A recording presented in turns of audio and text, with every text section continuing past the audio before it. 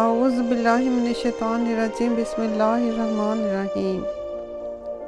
شروع اللہ رب تعالیٰ کے بابرکت نام سے جو بڑا مہربان اور نہایت رحم کرنے والا ہے۔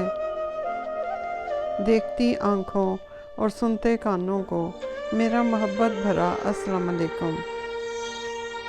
دوستو 2-3 قسطوں میں آپ لوگوں کو بتا چکی ہوں کہ ہم لوگ ٹریولنگ کر رہے ہیں پاکستان کی طرف۔ تو بس اب ہم دبئی سے اسلام آباد کی طرف روانہ ہو رہے ہیں اور جہاز میں بیٹھ رہے ہیں۔ بس یہ چند گھنٹے کی فلائٹ ہے اور اس کے بعد ہم لوگ اسلام آباد میں داخل ہو جائیں گے۔ تو آپ بھی دیکھیں اور بہت شکریہ کہ آپ لوگ اس ٹریولنگ میں میرے ساتھ رہے ہیں اور بور نہیں ہوئے، اور نہ میں بور ہوئی ہوں اور نہ آپ لوگ بور ہوئے ہیں میرے اس سفر سے۔ تو دوستو تھوڑی سی گپ شپ بھی ہو جائے اور کچھ کام کی باتیں بھی ہو جائیں۔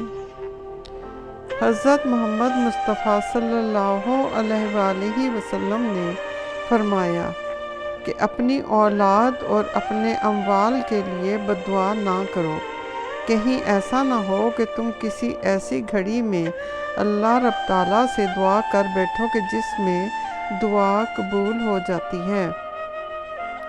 دوستو عام طور پر یہ ہوتا ہے کہ انسان اپنے بچوں سے تنگ ہوتا ہے یا کوئی ایسی بات ہو جاتی ہے تو کوئی بد دعا دے دیتے ہیں یا اپنے رزق کو بھی بد دعا دے دیتے ہیں بعض لوگ۔ تو ایسا نہیں کرنا چاہیے، بس ہر چیز میں ہر طرح سے صبر اور شکر کا دامن اپنے ساتھ رکھنا چاہیے۔ تو اگر کوئی آپ کی بد دعا قبول ہو جائے تو تب بھی تکلیف تو آپ ہی کو ہوگی۔ حضرت محمد مصطفیٰ صلی اللہ علیہ وآلہ وسلم کے وصال کا وقت قریب آیا تو آپ صلی اللہ علیہ وآلہ وسلم نے حضرت اسرائیل علیہ السلام سے فرمایا، کیا میری امت کو موت کی تکلیف برداشت کرنا پڑے گی؟ تو فرشتے نے کہا کہ جی۔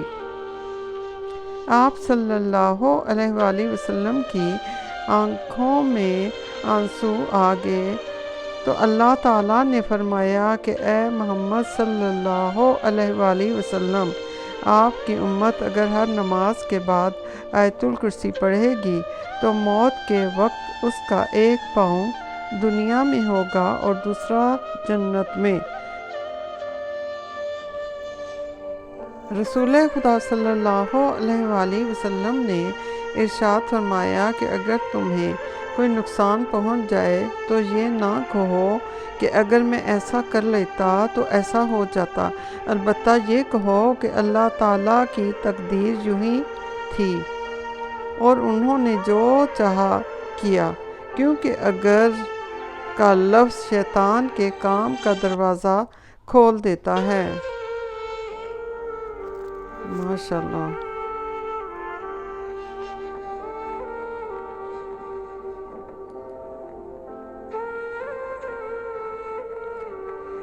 حضرت ابی ہریرہ رضی اللہ تعالیٰ عنہ سے روایت ہے کہ نبی کریم صلی اللہ علیہ وآلہ وسلم نے فرمایا کہ 7 ایسی چیزوں سے بچو جو ہلاک کرنے والی ہیں۔ صحابہ کرام نے عرض کیا کہ یا رسول خدا صلی اللہ علیہ وآلہ وسلم وہ 7 چیزیں کون سی ہیں؟ آپ صلی اللہ علیہ وآلہ وسلم نے فرمایا کہ اللہ تعالیٰ کے ساتھ کسی کو شریک کرنا، جادو کرنا، ایسی جان کو ناحق مار ڈالنا کہ جس کا مارنا اللہ تعالیٰ نے حرام فرمایا ہے، سود کھانا اور یتیم کا مال کھانا، اور جنگ کے روز پیٹھ دکھا کر بھاگنا، اور بھولی بھالی پاک دامن مسلمان عورتوں پر تہمت لگانا۔ دوستو یہ اب ہم اسلام آباد کے اوپر سے گزر رہے ہیں، دیکھیں کتنا روشنیوں کا شہر ہے اور کتنا خوبصورت لگ رہا ہے۔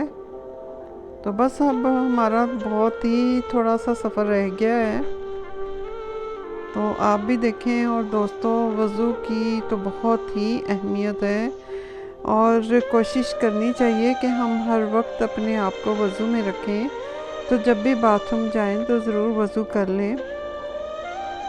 تو وضو کی اہمیت کچھ یوں ہے کہ ہمارے نبی حضرت محمد مصطفیٰ صلی اللہ علیہ وآلہ وسلم نے ارشاد فرمایا کہ جب مسلمان مومن بندہ وضو کے دوران اپنا چہرہ دھوتا ہے تو پانی کے ساتھ ساتھ اس کے چہرے سے وہ تمام گناہ جھڑ جاتے ہیں جو اس کی آنکھوں نے کیے ہوں گے۔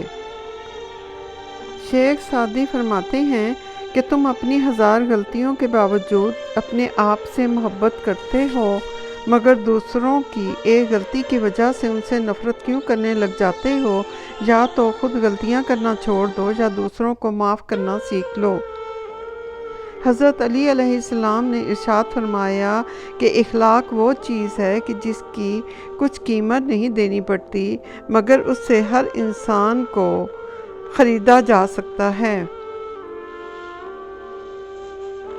دوستو، ہمارے رب کا وعدہ ہے کہ جو کسی کا برا نہیں چاہتے ان کے ساتھ کبھی کوئی برا نہیں کر سکتا۔ یہ میرے رب کا وعدہ ہے۔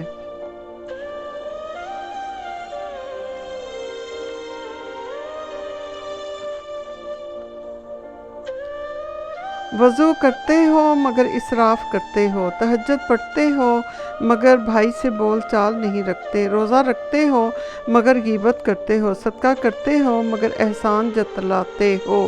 اپنی نیکیاں ایسی تھیلیوں میں جمع نہ کرو کہ جس میں سوراخ ہو۔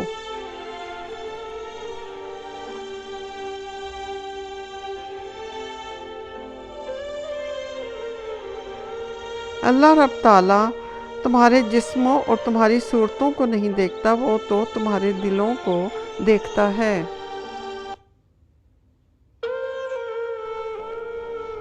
حضرت عبد الرحمن بن زیاد سے روایت ہے کہ ایک وقت حضرت موسیٰ علیہ السلام کسی مجلس میں بیٹھے تھے کہ اتنے میں ابلیس ان کے پاس آیا اور اس کے سر پر کلہ دار ٹوپی تھی کہ جس میں طرح طرح کے رنگ تھے۔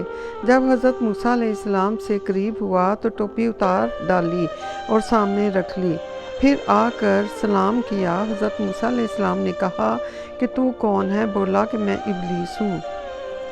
موسیٰ علیہ السلام بولے کہ خدا تجھے زندہ نہ رکھے، تو کیوں آیا ہے؟ کہنے لگا کہ میں آپ علیہ السلام کو سلام کرنے کے لیے آیا تھا، کیونکہ آپ کا مرتبہ اور آپ کی منزلت اللہ تعالیٰ کے نزدیک بہت زیادہ ہے۔ حضرت موسیٰ علیہ السلام نے پوچھا کہ وہ کیا چیز ہے جو میں نے تیرے سر پر دیکھی تھی؟ کہ کہا اس نے کہ آدم علیہ السلام کے دلوں کو اس سے لبھا لیتا ہوں۔ پوچھا کہ بھلا یہ تو بتا کہ وہ کون سا کام ہے کہ جس کے مرتکب ہونے سے تو انسان پر غالب آ جاتا ہے؟ اس نے جواب دیا کہ جب آدمی اپنی ذات کو بہتر سمجھتا ہے اور اپنے عمل کو بہت کچھ خیال کرتا ہے اور اپنے گناہوں کو بھول جاتا ہے، تو اے موسیٰ علیہ السلام، میں تم کو 3 باتوں سے ڈراتا ہوں۔ ایک تو غیر محرم عورت کے ساتھ تنہائی میں نہ بیٹھنا، کیونکہ جب کوئی غیر محرم کے ساتھ خلوت میں ہوتا ہے تو اس وقت میں بذات خود اس کے ساتھ ہو جاتا ہوں، میرے ساتھی نہیں ہوتے، یہاں تک کہ اس عورت کے ساتھ اس کو فتنے میں ڈال دیتا ہوں۔ دوسرے، اللہ تعالیٰ سے جو عہد کرو اس کو ضرور پورا کیا کرو، کیونکہ جب کوئی اللہ تعالیٰ سے عہد کرتا ہے تو اس کے ہمراہی اپنے ساتھیوں کو چھوڑ کر میں خود ہو جاتا ہوں، جہاں تک کہ اس شخص اور وفائے عہد کے درمیان حائل ہو جاتا ہوں۔ تیسرے، جو صدقہ نکالا کرو اسے فوراً جاری کر دیا کرو، کیونکہ جب کوئی صدقہ نکالتا ہے تو اسے جاری نہیں کرتا تو میں صدقہ اور اس کے پورا کرنے کے بیچ میں حائل ہو جاتا ہوں، اور یہ کام بذات خود کرتا ہوں، اپنے ساتھ والوں سے نہیں کرواتا۔ یہ کہہ کر شیطان چل دیا اور 3 بار کہا، ہائے افسوس، ہائے افسوس، ہائے افسوس۔ موسیٰ علیہ السلام نے وہ باتیں جان لیں کہ جن سے میں بنی آدم علیہ السلام کو گمراہ کر سکتا تھا۔